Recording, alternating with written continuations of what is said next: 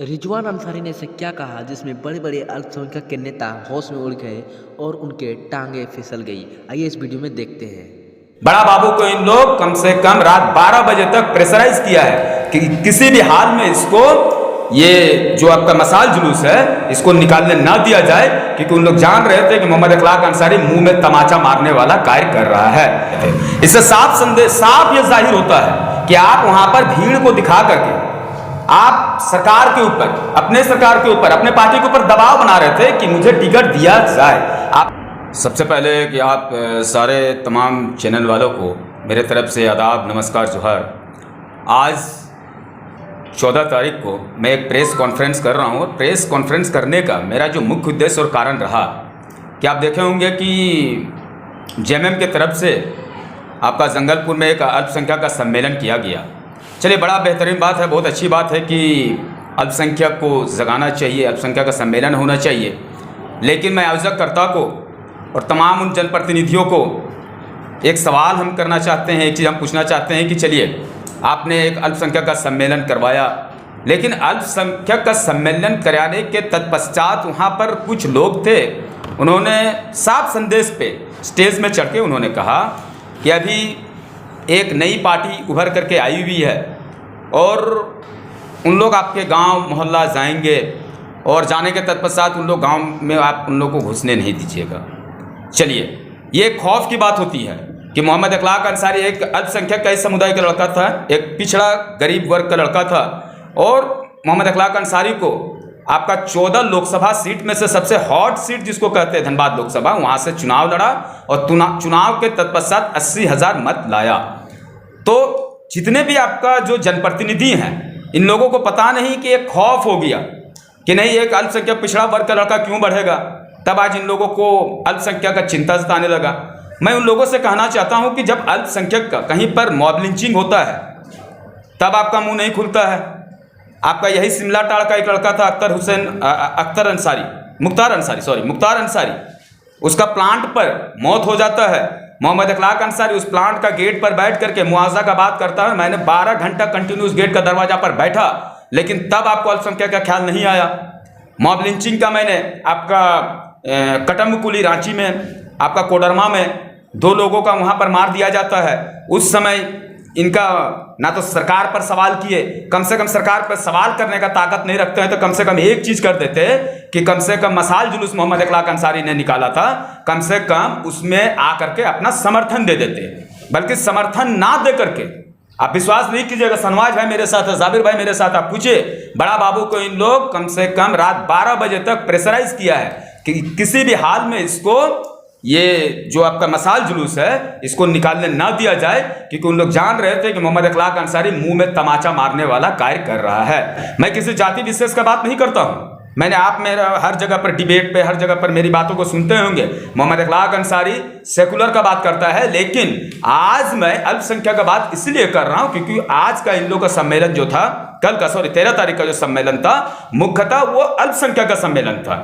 ठीक है, और वहां पर मैंने ये भी देखा कि अल्पसंख्यक अगर कर रहे थे तो आप उसमें देखिए इनके बड़े बड़े नेता सब, और जो अल्पसंख्यक का जो गार्जियन स्वरूप, जिन्होंने मुसलमान को राजनीति करना सिखाया, हाफिजुद्दीन अंसारी भितिया के, गुल्लू मुखिया, उन लोगों का आपने बैनर पोस्टर पर कहीं नाम नहीं दिया।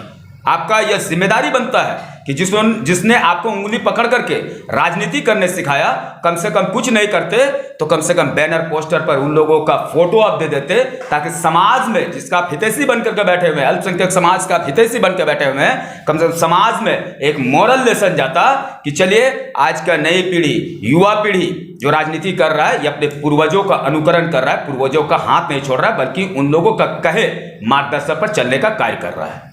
सर, सिर्फ एक चीज बता दिया जाए मुझे, आप वहां पर अल्पसंख्यक को जोड़ने का कार्य कर रहे थे या फिर भीड़ दिखा करके अपना टिकट का दावेदारी का बात कर रहे थे? इससे साफ ये जाहिर होता है कि आप वहां पर भीड़ को दिखा करके आप सरकार के ऊपर, अपने सरकार के ऊपर, अपने पार्टी के ऊपर दबाव बना रहे थे कि मुझे टिकट दिया जाए।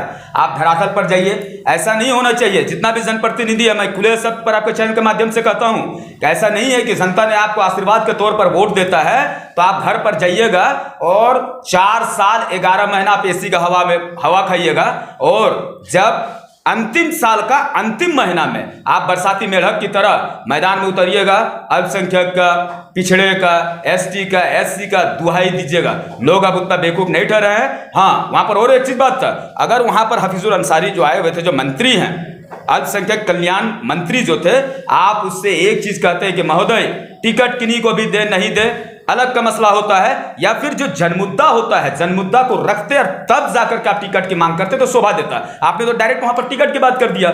ये कहीं पर भी शोभनीय नहीं है, ये कहीं पर भी शोभा नहीं देता है। आप वहां पर बक्सुमा एक हाई स्कूल है, आप वहां पर देखिए स्थिति को, वहां की अल्पसंख्यक कही पर्टिकुलर बात कर रहे हैं, आज मैं अल्पसंख्यक का ही बात कर रहा हूं। वहां पर देखिएगा कि बच्ची सब आपका सड़क को क्रॉस करके वहां पर हाई स्कूल में जाती है पढ़ाई करने के लिए, और वो एनएच है, हाईवे है, आए दिन वहां पर दुर्घटना होता है। आप कल्याण मंत्री से एक चीज कहते हैं कि महोदय आप मेरे गांव पर आए हैं, मेरे क्षेत्र पर आए हैं, आप यहां पर कुछ नहीं तो एक कम से कम फुट ब्रिज बना देते ताकि एक्सीडेंट से बच्चे बचे और बच्चे का पठन और पाठन सुचारू ढंग से हो, किसी का मौत ना हो। और एक चीज जान लीजिएगा, मोहम्मद अखलाक अंसारी ज्वलंत मुद्दा पर बात करता है। मोहम्मद अखलाक अंसारी ने धनबाद लोकसभा से चुनाव लड़ा। आप एक चीज बताइए, मैं उनसे पूछना चाहता हूं, आज आपको अल्पसंख्यक का बड़ा ही एकदम ही चिंता फिक्र होने लगा। हर गांव हर जगह पर जाके कह रहे हैं कि हम लोग अल्पसंख्यक हैं, मुस्लिम हैं, हम लोग सरकार से कहेंगे कि इस बार अल्पसंख्यक को टिकट दिया जाए। मेरा सवाल आपके चैनल के माध्यम से उन जनप्रतिनिधियों का है कि मोहम्मद अखलाक अंसारी अल्पसंख्यक था या मोहम्मद अखलाक अंसारी क्या था? मोहम्मद अखलाक अंसारी भी एक अल्पसंख्यक था। आप बताइए कि इन लोग इतना दुष्प्रचार किए थे मेरा चुनाव में कि लोग यह भी कर रहे थे कि इन लोग बीजेपी का बी टीम है। जयराम मातो आपका गिरिडीह से चुनाव लड़े हैं, देखिए वो 10 से 15 हजार वोट नहीं ला पाएगा। ये अखलाक अंसारी क्या है, 2 से 3 हजार वोट नहीं ला पाएगा।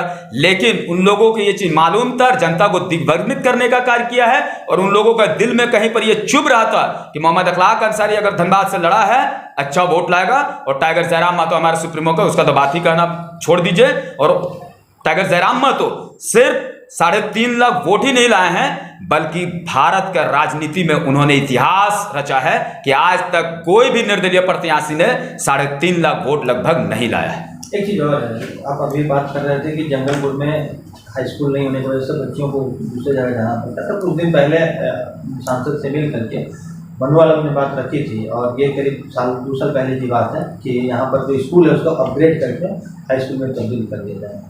ये बातें उन्होंने रखी थी। सर एक चीज बताइए, मैं भी एक टीचर हूँ, और मैं भी अगर देखा जाए तो MA प्लस BEd हूँ। आपका रांची यूनिवर्सिटी से पढ़ा लिखा लड़का हूँ। मैंने भी सरकारी स्कूल का फॉर्म भरा है। सरकार का मैनिफेस्टो में रहता है 40:1, यानी 40 विद्यार्थी पर एक शिक्षक की नियुक्ति होनी चाहिए। लेकिन आप बताइए कि इन लोगों को मालूम है, ये सारे जनप्रतिनिधि लोग को मालूम है, इनका बच्चा तो सेंट थॉमस में, इनका बच्चा सनफोर्ड में, इनका बच्चा ऑक्सफोर्ड में, इनका बच्चा जितना भी है समझिए मिशनरीज में पढ़ता है। यानी जितने भी नाम के स्कूल के नाम के आगे सेंट लिखा रहता है, यानी all those school belong from the missionary school. इन लोग मिशनरीज में पढ़ते हैं। तो इन लोगों को एक चीज अच्छा से मालूम है कि जिस दिन गरीब का बच्चा पढ़ लिख जाएगा उस दिन समाज के लिए एक सवाल पैदा होगा, और इन लोग कभी भी नहीं चाहते हैं कि गरीब का बच्चा पढ़े और समाज में एक सवाल पैदा हो या समाज का सवाल बने। मोहम्मद अखलाक अंसारी ने जब से राजनीति किया है और जब से मैंने राजनीति में शुरुआत की है, मैं पहला प्राथमिकता अगर लाइफ में कोई चीज को दिया हूं तो पहला दिया हूं एजुकेशन का, शिक्षा का। क्योंकि डॉक्टर भीमराव अंबेडकर जो संविधान का रचना करता था, उन्होंने साफ शब्द में कहा था कि शिक्षा वो शेरनी का दूध है जो पिएगा वो दहाड़ेगा। यानी मोहम्मद अखलाक अंसारी भी अगर देखा जाए तो पढ़ा लिखा, टाइगर जयराम मातो भी पढ़ा लिखा है। इसीलिए आज हम लोग सरकार से, विपक्ष से या तमाम जनप्रतिनिधि से सवाल करते हैं, और इस सवाल से उन लोग भागते हैं। और जब तक मोहम्मद अखलाक अंसारी राजनीतिक फील्ड में है तब तक मैं सरकार से, विपक्ष से और सारे जनप्रतिनिधि से मेरा सवाल रहेगा। और एक चीज बात बताइए कि जंगलपुर एक गांव का ही बात करते हैं, मोहम्मद अखलाक अंसारी, मैं अपने गांव से बिलोंग करता हूं, परासी से। बताइए कि सरकार में एक चीज मैं बता देता हूं कि शिक्षा में एक नियम होता है कि जहां पर भी, जिस क्षेत्र पर 5000 की आबादी और 4 किलोमीटर का रेडियस पर, 4 से 5 किलोमीटर का रेडियस पर अगर हाई स्कूल नहीं है तो आपको वहां पर हाई स्कूल देना अनिवार्य है। मेरा भी गांव को वही हाल है। मेरा भी गांव में 1-2 जनप्रतिनिधि एकदम ही बहुत अपने आप को बड़ा जनप्रतिनिधि समझते हैं। जनप्रतिनिधि हैं, समझते नहीं है, बाकायदा हैं भी। लेकिन बता दीजिए, मेरा ही गांव परासी में पड़ता है, वहां पर जिसका हम लोग विरोध करते हैं, जिससे समाज बिगड़ता है, यानी शराब का। आज मेरा ही गांव में एक केमिकल प्लांट का एक फैक्ट्री वहां पर बना हुआ है, और वहां पर वो प्लांट का मालिक से दलाली कर करके आज पूरा गांव का जमीन को बेच करके वहां पर एक इतना ही मतलब जहरीला प्लांट वहां पर बैठ गया है। इसके बावजूद भी वो बताइए, उनका बैनर पोस्टर में नाम फोटो देख करके अपना गांव का विकास कर नहीं पाए, अब वो निकल गए विधानसभा का। तो मैं तमाम आपके चैनल के माध्यम से जो भी लोग आपको देख रहे हैं, मैं उनसे कहता हूं कि इन सब लोगों से आपको बचना जरूरी है, क्योंकि जो अपना पंचायत का विकास ना कर सका, वो याद रखिएगा वो कभी भी अपना विधानसभा का, लोकसभा का या अपने राज्य का विकास कतई नहीं कर सकता है। लोकसभा चुनाव आपने लड़ा था और विधानसभा चुनाव में अभी तक जो जितने भी टिकटों की घोषणा हुई है उसमें आप कहीं नहीं है, तो क्या आपका विचार विधानसभा चुनाव लड़ने का नहीं है? नहीं, देखिए, मैंने कभी भी चुनाव लड़ने का आज तक मैंने कभी भी अपना माइंड को सेटअप नहीं किया था। आप टाइगर जयराम महतो जो हमारे सुप्रीमो हैं उनसे भी कभी पूछिएगा कि अखलाक अंसारी कभी भी आपके ऊपर दबाव नहीं दिया होगा कि टिकट दीजिए, मैं फलाना जगह से लड़ना चाहता हूं, मैं फलाना जगह से लड़ना चाहता हूं।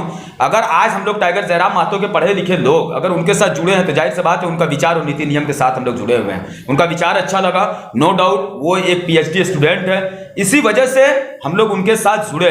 मोहम्मद अखलाक अंसारी आपके चैनल के माध्यम से भी कह रहे हैं कि मैंने वहां पर जो फॉर्म फिलअपेशन का जो बात हो रही थी, मैंने फॉर्म भी वहां से नहीं लिया था। और मैं अभी भी आपके चैनल के माध्यम से कहता हूं कि JBKSS का अगर जहां पर भी जितने भी प्रत्याशी हमारे होंगे, मोहम्मद अखलाक अंसारी कदम से कदम मिला करके उनके साथ चलेगा, क्योंकि सिर्फ विधायक बन जाना ही बहुत बड़ा चीज नहीं होता है। बहुत ऐसे लोग ऐसे भी होते हैं या फिर बहुत ऐसे समाज सेवी होते हैं कि आप बिना विधायक का पद पर भी रह करके भी आप समाज का सेवा कर सकते हैं। और जाहिर सी बात है कि मोहम्मद अखलाक अंसारी एक शिक्षक है, और शिक्षक जो होता है वो समझ जाइए समाज का गठन करता है, समाज को बनाता है।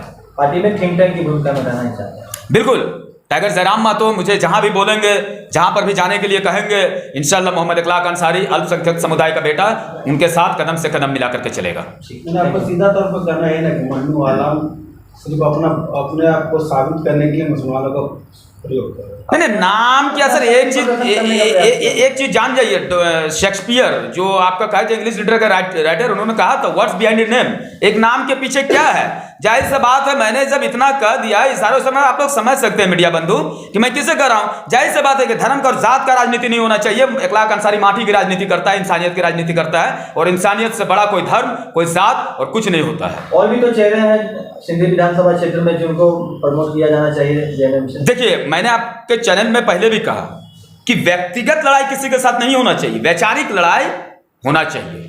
मोहम्मद अखलाक अंसारी व्यक्तिगत लड़ाई नहीं लड़ता है, लेकिन अगर कोई इंसान व्यक्तिगत लड़ाई मुझसे करता है तो जाहिर सी बात है यह आपका दर्शाता है कि सिर्फ राजनीति में आप आकर के अपने बिजनेस, अपने कारोबार को चला रहे हैं। आपको कोई फिक्र नहीं है अल्पसंख्यक का, आपको कोई फिक्र नहीं है पिछड़ा वर्ग को, आपको कोई फिक्र नहीं है गरीब और शोषित वंचित लोगों का। ठीक, धन्यवाद।